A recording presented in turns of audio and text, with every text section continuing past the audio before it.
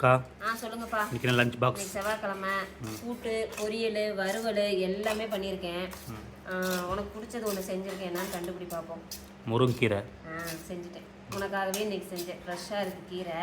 சரின்னு சொல்லிட்டு இன்னைக்கு செஞ்சுட்டேன். இன்னும் கொஞ்சம் எடுத்து வச்சுருக்கேன். நாளைக்கு கூட செஞ்சு தரேன். சொரக்காய் கூட்டு சாதம் குழந்தைக்கு. சாதம் நான் பாப்பாவுக்கு கம்மியாக தான் வைப்பேன். காய் தான் நிறையா வைப்பேன்.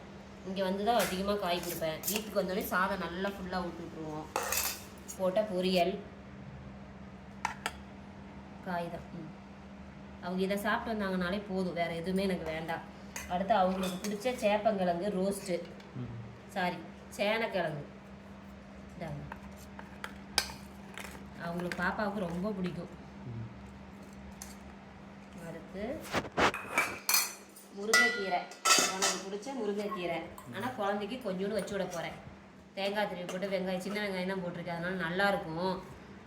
இந்த கீரையை கொஞ்சோண்டு வச்சு விட போகிறேன். ஸ்கூலில் சாப்பிட வச்சு அனுப்புவாங்க குழந்தைக்கு. பாப்பாவோட லஞ்ச் பாக்ஸ் வந்து கூட்டு சாதம், மொச்சை, கேரட்டு, முட்டைக்கோசு போட்ட பொரியல், சேப்பங்கிழங்கு ரோஸ்ட்டு, முருங்கீரை பொரியல், ஸ்நாக்ஸுக்கு வந்து ஆப்பிள் கட் பண்ணி வச்சுருக்கேன்ப்பா. இன்றைக்கி பாப்பாவோட லஞ்ச் பாக்ஸ் இதுதான்ப்பா. பிடிச்சிருந்தா லைக் பண்ணுங்கள், ஷேர் பண்ணுங்கள், கமெண்ட் பண்ணுங்கள். பாய்.